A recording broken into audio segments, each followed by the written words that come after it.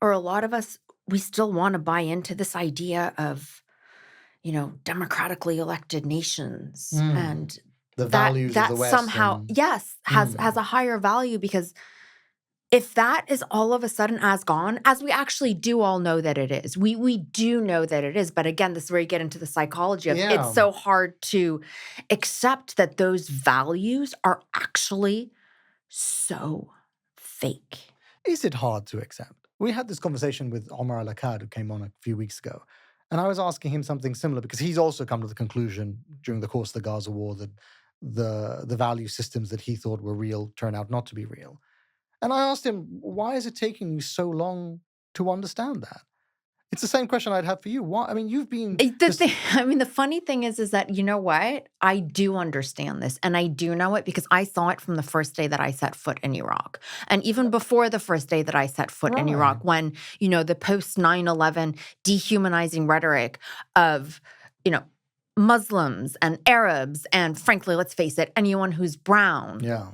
was actually what drove me to journalism. Right. And yet there is a part of me that wants to hold on to this idea of, no, there are values and norms in this world, even if those who are meant to uphold them don't.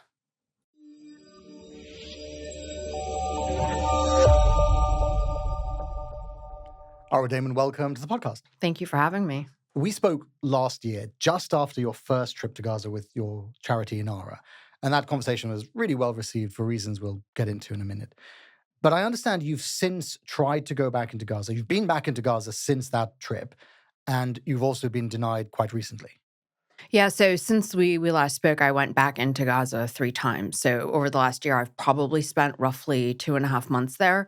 And each time you would think it can't get worse. And each time it would get so much worse. And yes, what we have right now is a dynamic where Israel is really continuing to try to crush any sort of humanitarian effort. It extends beyond the reality that no aid has gotten in for nearly a month, that all bakeries have been forced to shut down, that, community kitchens are begging international organizations to see if they have any leftover wooden pallets so that they can burn those to create fuel to be able to cook on. Right now, what we also have is this dynamic where Israel is denying an increasing number of humanitarian workers like myself and volunteers who are trying to go in as medical doctors, emergency nurses, technicians.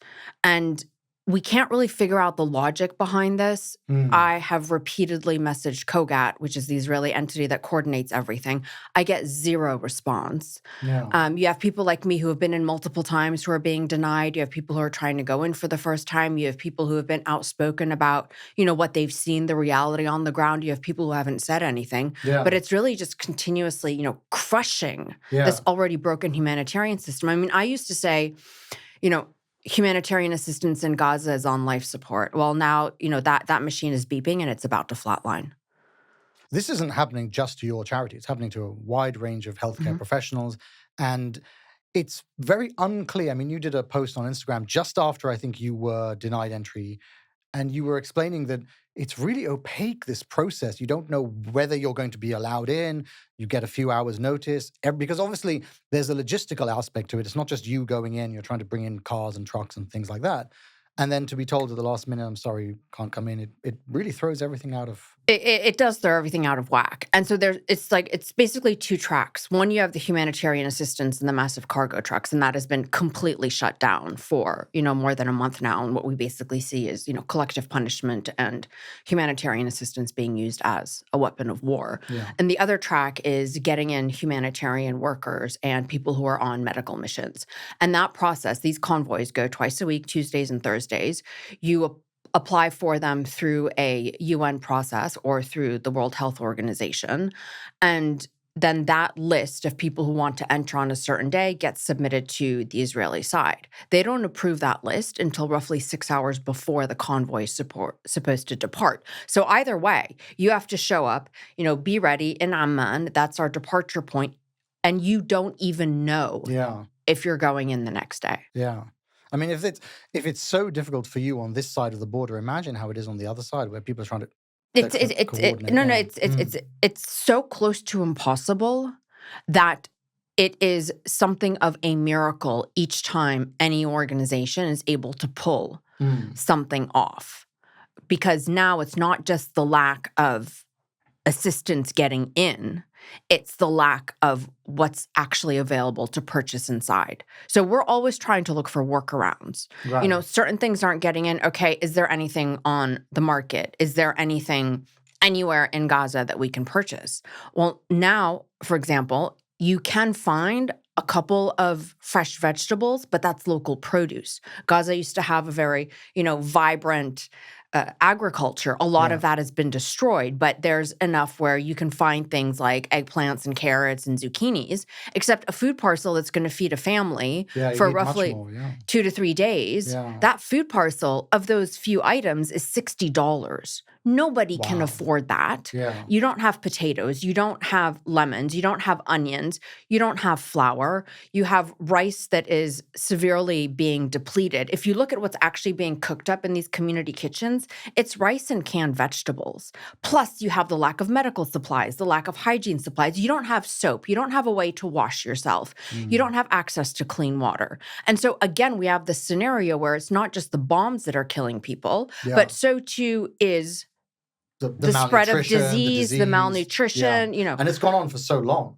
for so long. And there was a little bit of respite during, the ceasefire where people were able to a certain degree, on the one hand, they were able to breathe again, but Yeah. that was also the period where they were forced to really confront everything that was lost because they mentally weren't so hyper-focused on just survival. It became a focus on how do we move forward? And then that was gone. And then you look at the impact of this on children. So which is something your charity is very focused on. And, kids and hope, that's a very different dynamic than an adult and hope. And when it comes to a child, when you hear and see the way that hope crushed impacts a child's psyche is very different than the way it impacts an adult psyche, especially when they're that young. And you hear them say, we lost hope in ourselves because we allowed ourselves to hope. It's an awful thing to hear somebody say, be so young. And then not only is that happening in real time, it's happening in full view of the world. I mean, that's been one of the many tragedies of all of this, is the fact that everything is happening in full view. Full view. And, in 4K, as people say. I mean, what do I say to our staff in Gaza or to others who I've met in Gaza who say, like, Arwa, is it true? Is our life really worth so little? I remember I was talking to a friend of mine, and she said, I never believed that I was subhuman. I never believed it. I always knew that I was worthy. But now when I look at what our life has been reduced to, I have to force myself to convince myself that I am still worthy. That's a deliberate decision, right? Very, very, very deliberate. And then there's also something else that has really been observed among the children that I actually had never really seen in a child. And you see this in adults. Right. You see this in adults that have been through trauma and war and, disaster and pain and anguish, how, your entire way of being sort of shifts and you find joy and assign a positive emotion to things that are very basic. So you get joy in like a cup of tea. You get joy in, being able to hear a bird chirp. Children in Gaza right now, you see them assigning extreme levels of joy to things that are fairly basic. And you hadn't seen that before? No, I hadn't seen that before. And my staff hadn't seen it before. And they were the ones that actually noticed it and were talking to me about it. And I was speaking to our program coordinator just a few days ago. And she was saying, I was driving around looking at the children. And they know that they've been robbed of their right to live, but they are refusing to give up on their right to find moments of joy. And so you see it in, the kids that use a slab of rubble as a slide. You Right. see it in, the kids when you give them a fresh apple. Um, you see it in, there's these like little sort of rickety swing sets Oh, yeah. all Right, right. over, Yeah, and right. the backdrop of them is rubble, but you hear these kids, shrieking as if they were on the world's best roller coaster. It's not a normal emotion. Like, you shouldn't be in a position where you are so crushed that you are Mm. assigning that level of joy to something so small. But that's also when it comes to sort of the Palestinian psyche, the way that they resist. Yeah. I want to come to some of that a bit later, but I want to just stick with you being denied entry. It's a deliberate decision to deny Mm, entry to healthcare workers, to anybody from the international community who might observe what's happening. mhm. And I wondered if you thought that that was very evident earlier this week when we had what looks now like the execution of 15 Palestinian paramedics. Well, I don't know why it's not officially being called an execution. Mm, I right. mean, the UN came out and said that these 15 members of a rescue team, so eight of them were members of the Palestinian Red Crescent Society. Another six were civil defense workers, and you had one member staff, UN staff, Yeah. and contact was lost with them for a week. The UN was trying to get an answer from the Israeli side as to what happened. When they're finally allowed access to the site, the first day they dig up one body. A few days later, they're allowed access again, and they dig up the rest. And the UN says they were taken out one by one and killed. They had their arms tied. They were shot in the head, shot in the chest. That's an That's an execution, execution. right? That's a summary field execution. Yeah. I mean, we were talking about this with the producer. Because I think we've talked about this a lot on the podcast about the illustration of having the Ukraine war happening at the exact same time, and with some of the same people involved. And it's really interesting to watch the way these two wars are reported. If that had happened, if the Russians had executed 15, I mean, Outrage. outrage on Outrage. every newspaper front page in the world, which is execution, mass graves, and the language used would be, I suppose you would say, specific. It would be, this is an execution. These people were thrown in mass graves. There wouldn't be these caveats like, did it happen? What time did it happen? Were these people, I don't know, were they not warning the Israelis? All of these sorts of caveats. Well, Yeah. and it's not an isolated incident, right? Like, you need to, in that sort of same time span, if we're specifically talking about post the ceasefire being broken. Right. So from January onwards. The ceasefire being broken. Yeah, so being broken, right, yeah. So the last sort of, period since Israel broke the ceasefire. Right. You also have the ICRC's guest house, one of them, targeted. This is a deconflicted location. What does that actually mean? It means that Israel has the coordinates and has said to the organization, we are deconflicting this location. Mm. Luckily, the strike was fired by a tank into the top floor. Staff were on the bottom floor, so nobody was injured. The UN Ops building in Deir el-Balah was targeted in a strike or artillery or something. Yeah. So the first strike did a bit of damage. The team evacuates. They return the next day to survey the damage. Again, a deconflicted site. Yeah. When another strike happens, killing one international worker and wounding another 5. In another context, that would be called a double tap. Exactly. A straightforward description of double what tap. happened. Even if there's 24 hours between it, that is called a double tap. Right. You hit once, you wait for a team to arrive, you strike again. And when the Bashar al-Assad regime did that in Syria... Oh, and the Russians did it in Syria. I mean, it's the Russian playbook. Right. It was the Russian Syria playbook. It's also been, the Russian Ukraine playbook. You have a strike that happened on one of the world's central community kitchens when volunteers were distributing food. What you have now also is, so basically with these deconflicted locations, organizations are supposed to be given a heads up that a strike is going to be happening nearby and that they should or should not evacuate. Right. We're not really getting much of that anymore. And so you have a number of strikes that are happening that are causing, damage to these buildings and locations. over and over and over again. And so this has always been a war with no rules, a war where the whole concept of the rules of war was just completely non-existent. Yeah. And now it's somehow been taken to the next level.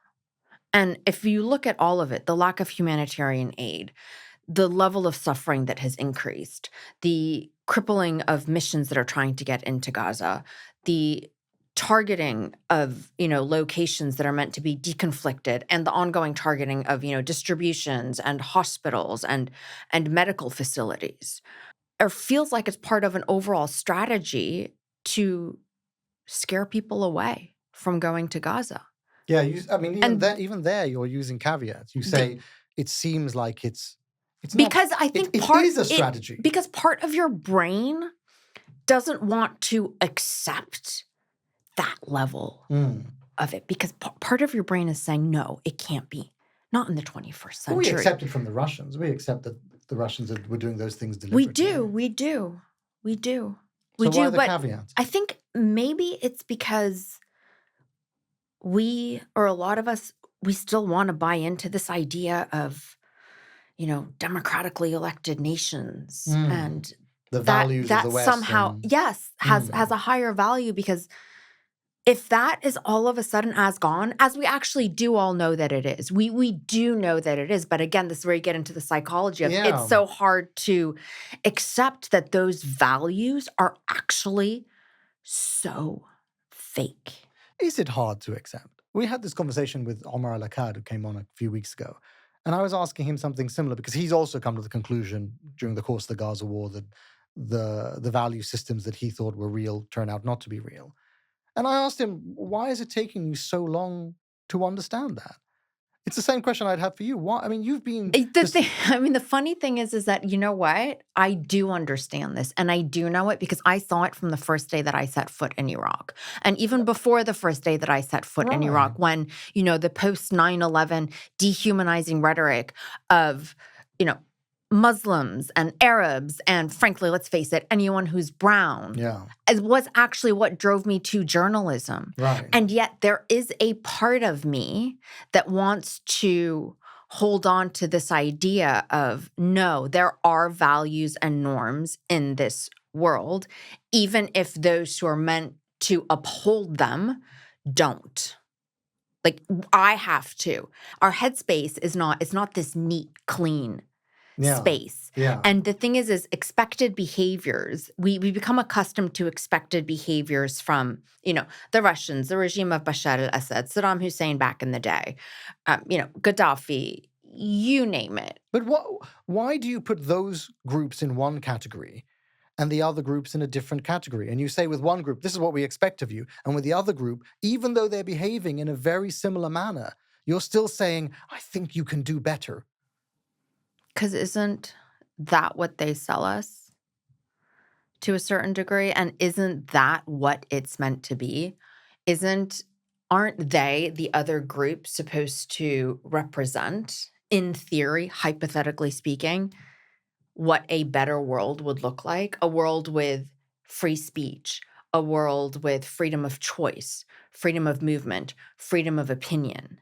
And the thing is maybe it's that, to a certain degree, I believe in the concept and the idea of what a democracy is supposed to represent. Right. Even though no nation actually fully represents that. I mean, I'm pressing you a little bit on it, just like I pressed Omar. Which is, but these are the conversations we need to have. Because I actually believe that we should be pressing each other so that we can start to unravel our thinking, because it's a very fair point. Yeah. I mean, I recognize that the similarities or the differences between the United States or Britain and Russia are significant. But I'm also aware that the Russians talk about denazification in Ukraine. They talk about a special military operation in Ukraine. Why is it that when they use that kind of language, we immediately go, you're lying, whatever. Right. But then when other governments use it, we go, well, maybe if we just wait a bit, maybe if we push them a bit harder, maybe if we vote a different way. But just as I said to Omar, you've seen the war on terror. You saw the aftermath of the war on terror. You saw the Iraq war. Well, and that's the thing. The aftermath of the 9/11, war on terror created even more terror. So that's the other thing that, you try to wrap your head around is, how is this repeating itself so fast? Yeah. In our lifetimes, in the last 20 years, we're seeing the repeat. And and there were no consequences the first time around. No, there weren't. I don't think anybody has gone to jail for the war on terror. Yeah. No, or for falsifying intelligence, or for any of it, or for Afghanistan. What is one of the main factors why the Taliban got so strong? It was the chaos of the war. And the Obama administration's campaign of bombing so many civilians. That just led to a flood of fighters into the hands of the Taliban. I was there recently, actually, with my charity. Yeah. And I went to this village in the middle of nowhere. It's a very sort of surreal place to be in, because the Taliban, that basically openly kind of jokes about how they would have kidnapped you before, is now tasked with protecting you, and actually very supportive of the charity work that we're doing. Wow. That's a hell of a thing to go through. Yeah, no. But the point is, so I end up going to this, far out village in the middle of the mountains, and, it's 3-hour bumpy road from Mad Max or something. Yeah. The point is, this village had never seen a blonde person who wasn't trying to kill them. Wow. And so I show up there, and that's crazy. Yeah. And the kids initially were terrified of me. And then in the crowd, this one brave little girl comes forward and, introduces herself and kind of breaks ice. And then as people were coming and getting the aid that we were distributing, I remember a couple of the adult men walking by and telling my colleague, at a CEO who's from Afghanistan, they would point to children and say, these are the only 2 left of their family. Or, this child's whole family was dead. And you start to realize and see, there's a reason why, violence begets violence. That exists for a reason. Yeah. Yeah. Afghanistan is a useful one to think about because it's fallen off the front pages. People have forgotten about it. It seems like it's a war that's been deliberately filed away somewhere. Oh, and that also goes back to the whole, maybe kind of like the psychology of all of it, and the way that, look, it's all of us will fall victim to this. It is easier to believe the frosting than it is to actually have to confront the ugliness of what's underneath it. And America very much tried to frost its whole effort in Afghanistan and the withdrawal of it as one thing, whereas in reality, it's something completely different. And, abandoning tens of thousands of Afghans who risked their life during the course of it. But do you think, you and I talked about this when we had a Frontline Club event, but I wonder if being forgotten seems to me a form of violence on its own. And this obviously is related to Palestine as well. Because these people that you're talking about, particularly the younger generation, they're seeing the exact same things that you and I are seeing. They have smartphones, they have access to the internet, they're seeing TikTok, they're seeing Instagram. They see the reaction to Ukraine. Yeah, right. They see what's happening in Ukraine. And it must inflict a kind of, emotional damage, maybe even a physical damage, because you're being completely forgotten by a world that used to pay attention to you and now seems not to care what's happening to you. And we differentiate between, emotional and physical damage. And yes, obviously it's different to a certain degree, except we also need to recognize that when we talk about emotional damage, that is damage to one of our most important organs, which is our brain. Our brain is suffering because of that. But the thing is yes, it makes it harder also to keep going. And that is a very deliberate strategy that is repeatedly employed at military levels, at political levels, at whatever level you want. You inflict so much psychological pain, or you create circumstances where people turn away because apathy starts to grow, or because what they're looking at is so overwhelming that they feel hopeless in the face of it. Yeah. That's a strategy. It's a deliberate strategy. That is a strategy to shift a spotlight and world attention away. Yeah. that is repeatedly used in any war in recent times, in any sort of political, campaign and or maneuvering. It's one of the many, they call them soft power arsenals that a warring party might have. Yeah, yeah. But it's very effective, and we need to be cognizant of it too, that it's being employed on us. Right. I mean, this was one of the things I think that we centrally wanted to talk about, because the emotional manipulation seems to me really fascinating. There's a manufacturing of consent for what's happening in Ukraine. So all of these stories that come out, they are amplified by the politicians. They react to it in order to manufacture consent for the weapons to be sent, and so on and so on. But then there's a tendency for the politicians and the media to say, because they're manipulating emotion, to say, well, this far and no further. We want you to be very upset about it, but now we're handling it, you can look away. They don't want the natural emotion to just keep continuing through the population, because that's something that can't be easily controlled. You say the same thing happening with Gaza. You see directly after the atrocities of October 7th, you see that there is an attempt to say, look at this, pay attention to it. You have tours of the kibbutzim, people seeing what happened, hearing the stories. And then once the war starts on the other side in Gaza, there's a tendency to say, just look away, don't worry about it, stop paying attention to it.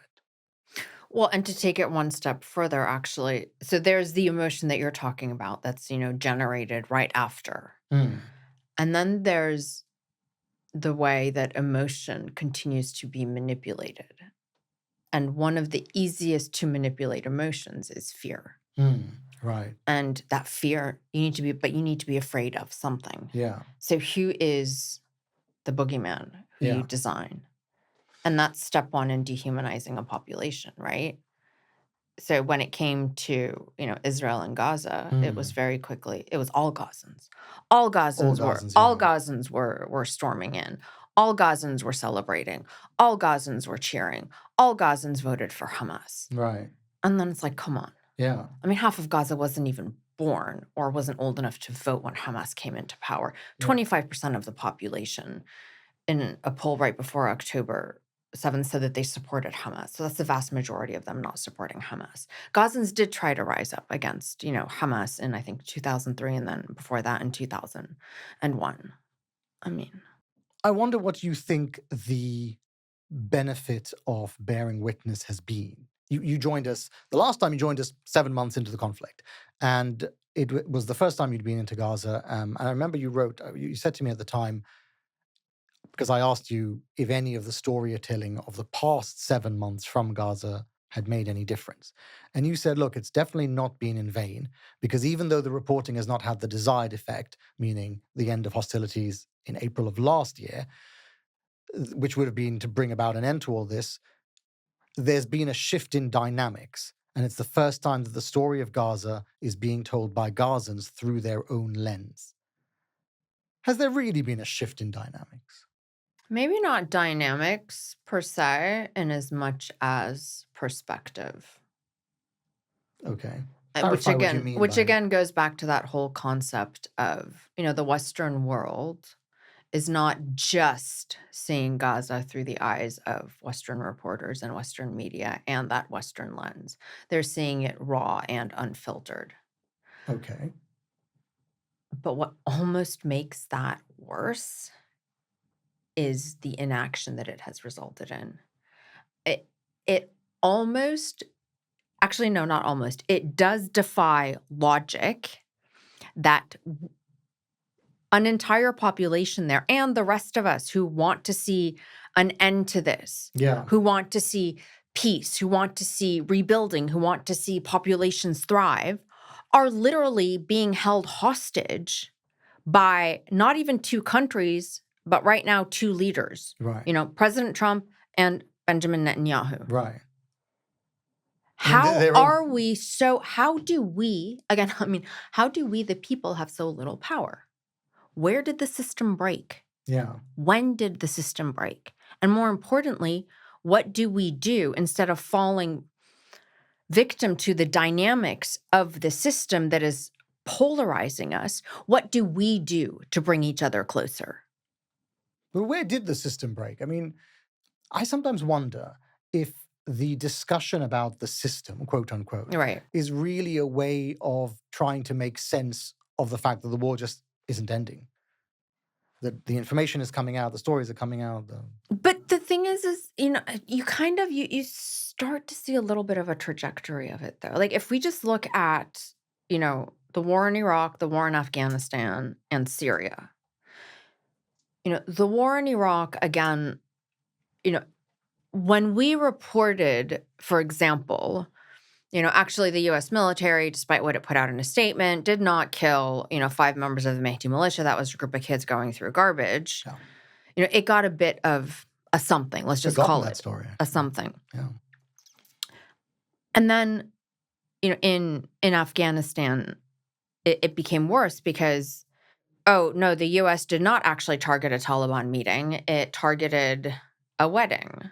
And that kind of shifted things a little bit. Like it sort of calmed down the drone war a little bit, like teeny little bit. Okay. And then you look at Syria. I mean, 5 families were killed rather than 8. That kind of level of toning down. I mean, maybe they double check their intel, or as opposed to triple checking. I mean, that's the concern, right? That the killing still happened. The kill zones of these drones. The kill zones still happen. I mean, and then you look at Syria and, red line upon red line upon red line. So it's almost as if we were moving towards this system where awareness no longer generates change. Yeah. Well, that was something I talked to. Actually, that example I gave was wrong. Because it should be Iraq, we could generate a little bit of change in terms of how the U.S. was operating. Okay. Afghanistan, the reporting generated even less change, even when they hit weddings. Syria, the reporting generated absolutely no change, even though it wasn't the U.S. bombing, but it was the U.S. that drew the red line in the sand. Yeah. And then you look at Gaza, where nothing. No change, yeah. Nothing. Change. Yeah. I was talking to our colleague, Kareem Shaheen, who's also a friend of yours. And Yes, very good friend. He was telling me about the conversations that you had with him in Beirut about why you started Inara. Because I was thinking that part of it, and I think he said this, that part of it was that you felt the journalism just wasn't enough, that you were going into these war zones and you were filing reports, but somehow because of journalistic impartiality, you were not able to actually help those people. Yeah, or not. It wasn't just journalistic impartiality. It was that journalism was no longer generating change. Right. You could report on people being crushed to death or detained and disappeared, and all of these young, brave activists at the time who would risk everything just to get you a little bit of footage to try to prove to the world that they were being indiscriminately targeted and killed. Right. But journalism, by the time Syria had come around, I felt at least, still wasn't sort of shifting anything. And we want to fundamentally believe, and it goes back to, human psychology. Yeah. That journalism should generate change towards something better. If you show the world something horrible that is happening, an atrocity that is taking place, the suffering of people, the desire is for that to result in some sort of change. And I think, for me at least, to really have it sort of slapped in my face that no change. No change. I felt as if I was, in this sort of dark cesspool and I'm like clinging onto the edge of it and, my fingernails are getting ripped off. Yeah. And it's like, what do I do? And that was why. And that was how I ended up with the idea to start this charity, because at the very least, the thinking was, if I start a charity when I'm out in all of these places and I'm meeting all these kids, as we all do, who have these horrific injuries, who aren't getting the treatment that they need, I am creating my own tool that I can then use to help them. And that, it sounds to me like that was also the motivation behind your new project, the documentary Seize the Summit. Yes. Because there you were taking a group of people from Syria, Afghanistan, and Ukraine, and they were climbing Mount Kilimanjaro. And one's in a wheelchair. And one's in a wheelchair. And there you are you are going beyond just reporting something. You're actually creating the conditions for, I guess, what, change in a small way. Yeah, it's creating the conditions also for, as a viewer of the documentary, Mm. a certain maybe, shift in perspective, because this isn't a lens or a framework through which people that are branded refugee are often seen. Um, and the thing that I love about mountains, especially mountains that are extreme, Okay. is that they strip you of everything. The mountain doesn't care what your background is. The mountain kind of puts down this challenge and says, I dare you to summit me. And I will push you physically and psychologically, but I will teach you something. And unless you've done an intense mountain, you probably don't know what I'm talking Yeah. about, which is why you're kind of looking at me like I've completely lost it. But they do. Mountains do that. Mm. And it's like the great equalizer. And so I wanted, because that's also how I deal with a lot of, my own mental head mess, give this to our 4 climbers. It's because when I saw the documentary, you screened it in London, and you changed the way, because so often I think we are taught to look at people from Syria, Afghanistan, Ukraine just purely as victims. Mhm. Things are happening to them, Mhm. and they are trying to cope with the circumstances that other people have projected upon them. But in this case, that's not the case. They are actually doing something. They are summiting a thing. They are taking on a challenge, and they are taking on not just the physical and psychological challenge of it, they're also taking on the challenge of having to confront that which they buried. So Hmm. this is what a mountain does too. Yeah, that's where a lot of the emotion of the doc. Exactly. And then also there's the way that they react with each other, the way that they talk to each other, the way that, they end up bonding, and the both silly and serious conversations.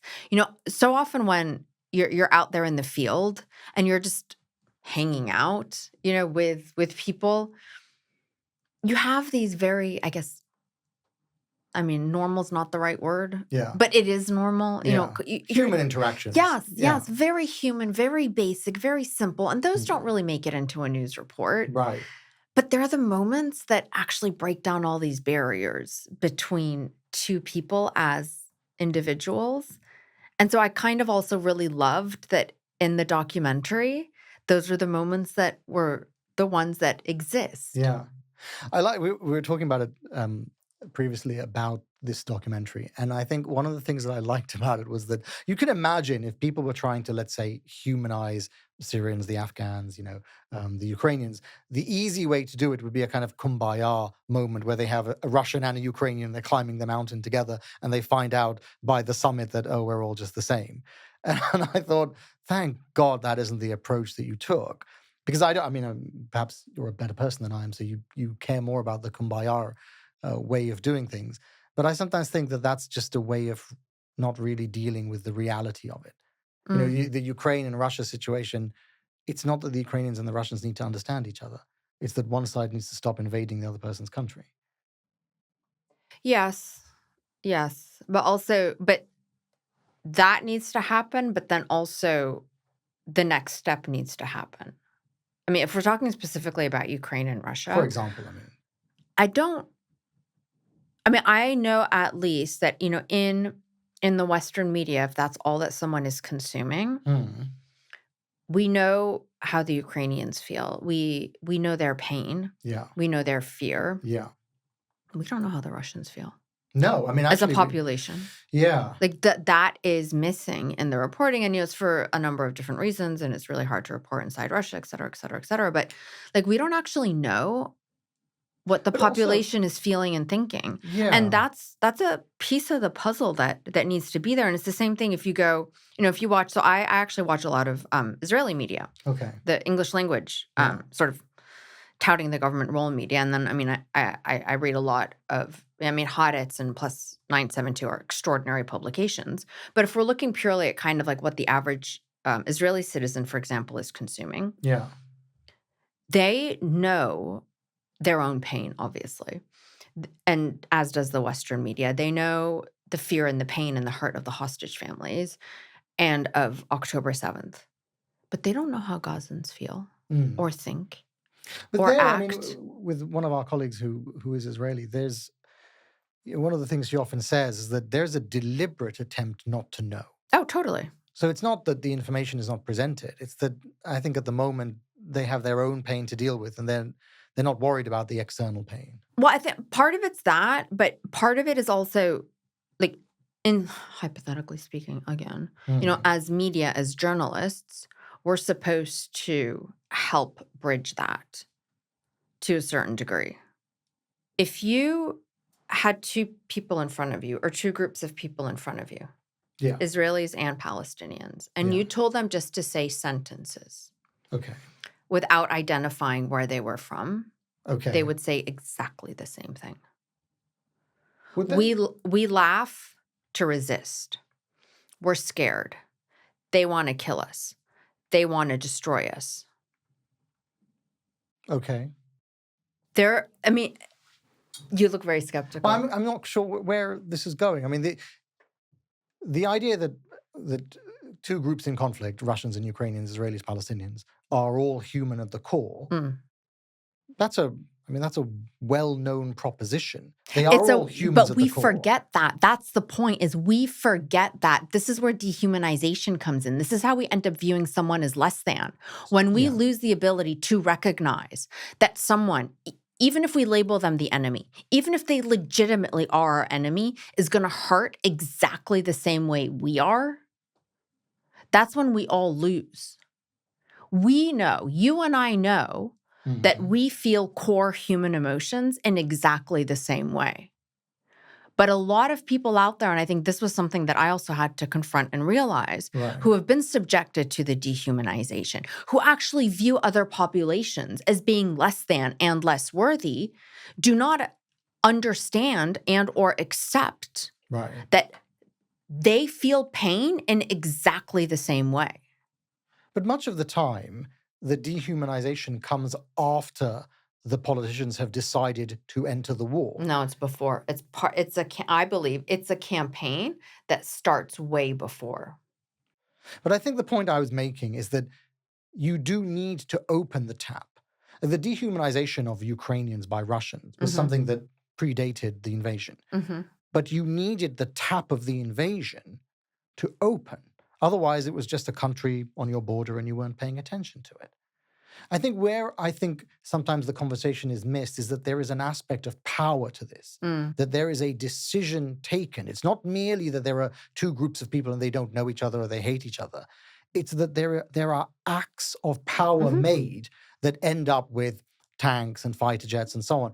And once that happens, it's much easier to switch on the tap of dehumanization. 100%. Right. But you need to have the war first, I think. 100%. But that's where we need to be more conscious of this, because this, again, it's a manipulation of our emotion. And we are constantly being subjected to manipulations of our emotions, which is what enables these behaviors. And for some reason, the big collective we has not woken up to this. People don't know how to prevent this from happening. You talk about a big collective we. We humans. Yeah, we humans. No, we absolutely. humans that I wanted to ask you about a philosophical question, which I know is making the rounds now, about Gaza. And we had this conversation when the author Omar Al-Akkad came on the podcast. And it's about whether you think Gaza represents a moral rupture, a moment when something broke in the way the world understands justice. I would say that the way the world understands moral justice was already starting to tear, and Gaza just completely shredded it. You do accept that there's been a moral rupture. Yeah. The world, as Pankaj Mishra says, is now different to the world that preceded it. Yeah. Yeah. What do you think it says about the world that preceded it that we ended up in that space? I think this is the path we put ourselves on. We collectively. And we put ourselves on this path how? By failing to learn from history, by allowing ourselves to be manipulated, by being driven by emotions like greed and selfishness as opposed to, I mean, whatever. People might laugh and say, I like to go run in a field with flowers, but, kindness and compassion. We have been on this trajectory that has been causing this tear in our moral compass. And, I used to say Syria broke our moral compass, Yeah. which I still believe. Um, I mean, and Gaza has just ripped everything apart. And some people will say, well, okay, but look at what happened in Sudan. It's For just as example. bad. Yeah. 100% it's just as bad. So why is Gaza so much in the spotlight versus Yeah. Sudan? I mean, I would argue that one, it's racism Yeah. to That a is a certain big part of it. degree, Of a course big it is. part of Yeah. it. Yeah. Big media is not that The victims in interested. Sudan are not white. Exactly. They're Yeah. very dark. Mm. And also, part of it is, and that goes back to what we were talking about at the beginning, is that one of the warring parties when it comes to Gaza is a democratically elected nation state that is committing war crimes on a daily basis in 4K, as you said. Yeah. As opposed to in Sudan, you have, two. Yeah. It's very unclear. It's very extremely unclear, actually. informal. Yeah. The National Army and the Rapid Forces against each other, but it wasn't sort of, no one looked at Sudan and said, that's a democracy that has fallen apart. Whereas when again, it goes back to this idea of what we want to believe in when it comes to labeling Yeah. a country a democracy. And here you have in Gaza, the world's largest democracy, the United States, refusing to back down from its support of another country that identifies as a democracy, which is Israel. Yeah, I mean, I suppose my question is more, why do we expect democracies to act differently? They have interests of power, just as those militias in Sudan do. I think it's for the same reason that we expect journalists to act differently, that we expect humanitarians to act differently. There are certain labels. Oh. There are certain labels. There are certain industries that when you are a part of that, you are expected to and are held to a higher moral standard. If a country is going to call itself a democracy, it is, again, hypothetically speaking, saying, I am going to uphold democratic principles, which include certain moral and legal positions. When you say, I am going to be a humanitarian, you are upholding certain humanitarian principles. When you say, I'm going to be a journalist, you're upholding certain journalistic principles. But if you stop behaving in a certain way, that label should go. We take away the label from you. Yes, we should. So again, in theory, we should, yes. I mean, how many times do you need to violate that label before we go, okay, well, I mean, it's just gone. We're not going to use it anymore about you. I mean, this might be slightly inappropriate to say, but maybe it's going to be when, the world grows a pair. Well, on that note, let's talk a little bit more about... I mean, no, but sorry, all joking aside, that is going to, because the thing is it's beyond the labels, right? Countries don't just get power because of what they label themselves or what we label them. So what is stopping, let's use the United States as an example. Okay. What is stopping, if the US does not adhere to certain democratic principles, does it get to hold on to the label of democracy? And who decides that? And then how is that decision enforced? Okay. No matter what the answer to those questions is, it would take countries collectively being able to say, okay, we are going to come together and we're going to take a position against the United States until it changes its behavior. And then you're going to get into the whole, well, who's actually going to do that when the US has a financial noose around so many countries' necks, or when so many countries are so greedy and so selfish that, you know what, they're not going to give up tens of billions of dollars in trade or weapons manufacturing deals with the United States. And so that's when you really realize kind of how rotten a lot of us are. Yeah, I mean, I have some, in this conversation, I have some sympathy for the United States because the United States is a country. It has its own power interests. It is allowed to be hypocritical about what it says it is doing. Why are we believing it? But that's That's the problem. I mean, but it's both ways. Like, Is it both ways? I don't think that it has a right to be any of that. And it's a reflection of our own failures to psychologically evolve that we want to continue to keep believing it. I mean, as someone who I'm not sure believed it in the first place, I feel like I've already. What, psychological evolution? I think I've. Well, no. or I mean, the moral authority. It's not so much the I mean, democracy. I don't think U.S. has moral authority. I think the U.S. wants to have moral authority, and I think it would be great if any country in the world actually had moral authority. I think that's kind of like the problem. And then you have these countries that claim to have moral authority who don't. But let's face it, we all grow up spoon-fed, oh, great America. Yeah, I mean, I think, if I hadn't grown up in international, I mean, who knows? I mean, I sometimes, again, as I say, we're so off on I'm coming across the tangent is like I'm defending the US, but it's not the US alone. We blame the US for it, but the Brits are doing it, the French are doing it. 100%. They all, to some degree, in a way, it's worse because everybody looks at the big Uncle Sam with the big stick, and you've got the French, the Germans, all of them have given up their moral authority. Yeah. And yet somehow, but, big Uncle Sam has his big stick, and then are the other ones giving it up because they're following that example? Or they're like, oh, well, America's not really upholding these moral principles anymore, so, well, we don't really need to either. Well, I think we are going on tangent because I think that comes down to your conception of what you think nation states do and how they behave.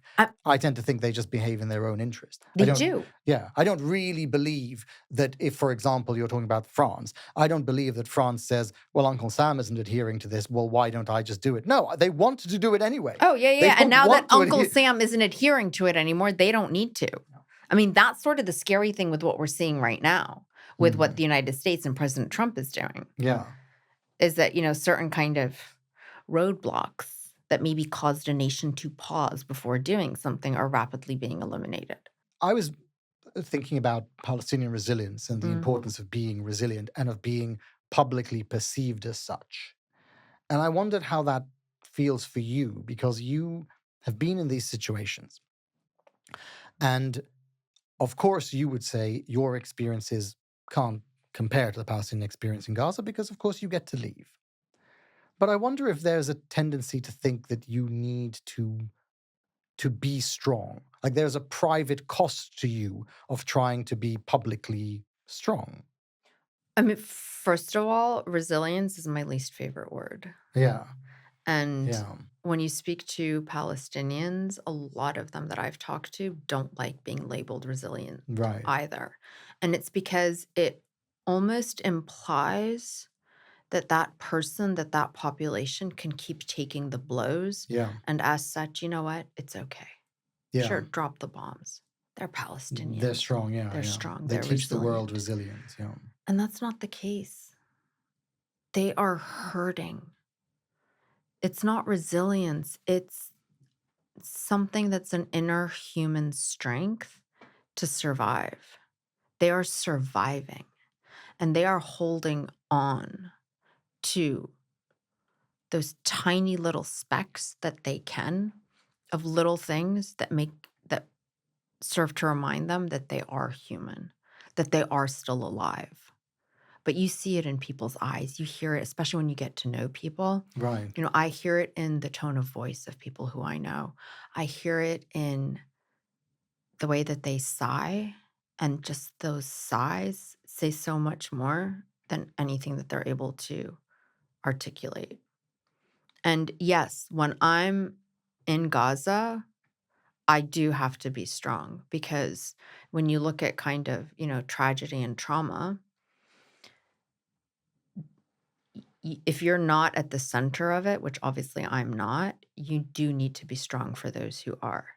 And when I'm in Gaza, I'm going to be bouncy and sparkly, and I'm going to try to make kids laugh, and I'm going to, giggle with adults, even if there's nothing to laugh at, and just bring a little bit of sort of up energy into it.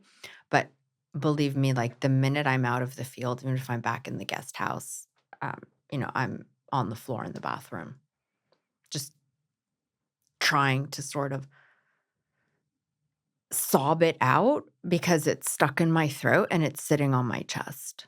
And yeah, it's not my sad, it's not my hurt, but you don't witness that level of pain in another human being and walk away untouched. And I wouldn't want to walk away untouched because how horrible of a person would that make me if you could see what I've seen and what others have seen in Gaza and just be fine. You shouldn't be fine after you see that. Sometimes in our conversations, I feel that you don't want to be fine because you feel you'd feel guilty Mm, if you felt fine, yeah. that you want to carry that hurt with you. It's you do carry the hurt with you. It's not that you don't wanna feel fine, it's that you do carry the hurt with you. I think a lot of us carry the hurt with us. What when someone says to me, like the younger generation says to me, "I wanna be like you, I wanna follow your path, whether it's journalism or humanitarian or whatever, what's your advice?" Yeah. And I say, "You need to recognize that you will give up a part of yourself that you probably will not be able to define, and you need to be okay with that." You feel that has happened to you. Oh, 100%. There are little pieces of you that you leave behind, and what you have left for yourself, it definitely darkens, and it becomes harder to allow yourself to get out of that darkness because on the one hand, you don't wanna forget, and so you need to recognize that even if you allow yourself to get out of sort of the darkness, you're not forgetting. You're not giving up on those people. You're not giving up on them. I mean, and this is where, your brain argues with itself on a constant basis. That whole argument of, yes, Arwa, but if you don't take care of yourself, Yeah. you're not going to be able to then turn around and, be this sort of positive little bundle of energy that, runs around and just gets things done Yeah. and is, a bit silly that makes people laugh and figures it out and will scrap a diaper from here and, a pediatric intubation tube Yeah. from there, but you carry a lot of it with you, and I think, and it's cycles, and I've been doing this my whole career. I mean, I've been in this sort of these cycles for, 20 years now, and so I'm familiar with it, and I know how to help myself cycle sort of out of it, empty those emotional buckets per se, except over the last 2 weeks, I've really struggled with it, and I catch myself thinking these phrases sometimes of, "Wow, like, this time, the sad, it's making my energy vibrate wrong. Like, I'm not vibrating the way I'm supposed to." That is My a there's a level of sort of sad and hurt that I feel in my cells, and I don't know how to unload it. that is a heavy toll to take on one person. When we ask people to do very hard things in the military, there is a whole support network and then there's an understanding of why they're doing it. It sounds as if you are taking on quite a lot of the pain of the world, but you are bearing it alone. I mean, let's not overblow, like, what I'm doing. You said you felt pain in every I do, cell. I do. No, I do. I think the difference is it's my choice. I am choosing this. It's not my job. I don't get paid for the work I do for Inara. Journalism was my job, but I basically chose and pushed for where I wanted to go. And I think it's how I've chosen to live. Which makes me sound like I'm completely miserable all the time. Like, by the way, I'm a really funny, depressed person. Like, I crack myself up. You are funny. We have to be honest about how we feel. Like, But I people think- aren't, there's Yeah. nothing heroic about what anyone is doing. We all choose how we want to live our life. And I think this is what I've chosen. And it's messy and it's not clear. And, my headspace is not Yeah. clean, and it's still trying to figure all these things out, for me and for, other people or, whatever it is. But But the reason I think I'm interested in these questions is because, as you say, you're a role model to a lot of people. Frankly, you're a hero to a lot of people. And when we've seen each other in real life with other people on stage, you see the people come up to you, see the way they look at you, they see the way they think about you and your work and your accomplishments. But I also think it's important for people to hear that there is, you describe it as the sad, but it's important to understand that there is a weight that these roles take on you. And sometimes that the weight can swallow you whole. mm, yeah, So I and don't that's think, yeah, and that's when, you suffocate, and then you need to. So I have a very weird kind of like barometer that I use to check in with my own mental headspace. So my songs on my phone are all like, most of the songs, like, does this song make me happy? Does this song make me skip? Like, physically I've skip. skip, right? Yeah. Like, No, physically, not skip the song, physically no. skip Yeah, so down the like, does street. this song make me want to skip down the street? Okay. And if it does, it's on my playlist. And I can sort of check in on myself, because if I play those songs and I'm not skipping, they make me want to cry, then I know I'm not okay. And then you need to change something. And then, yeah, I mean, and I mean, look, when I started the charity, Inara, it helped me a lot because I was able to take all of this emotion and, I was able to take the sad, I was able to take the anger, I was able to take all of it, and I was able to channel it into action. And I think what has been very hard to deal with right now with being, denied access into Gaza is there's no action that I can take. Like, it's there. It's this concrete wall that has been put up in front of me. And there's only so much that I can do from the outside to encourage the team to try to, think outside of the box of, okay, so this is missing, we can replace it with this, or we're not Right. able to do X, we can turn around and do Y. Like, I'm not in it. Yeah. The outlet is gone. The exactly. And so yeah, You need another outlet. I do. I'm pretty sure I'll come up with something. My last question is about hope and your relationship with hope. Actually, it was meant to be the end. But I wanted to ask you if you think that the storytelling has made a difference, and if maybe you've come to terms with the fact that the possibility that it might not. I have very much come to terms with the fact that storytelling may not make a difference in the grand scheme of things, but I still believe in its value because history needs to be recorded. I also came to the realization that I do not have hope and that I also don't need hope. Hope is not my motivator. And in realizing that, I have, to a certain degree, I think, taken power back, because I will still do something even if it's hopeless. Arwa Damon, thank you very much. Thank you.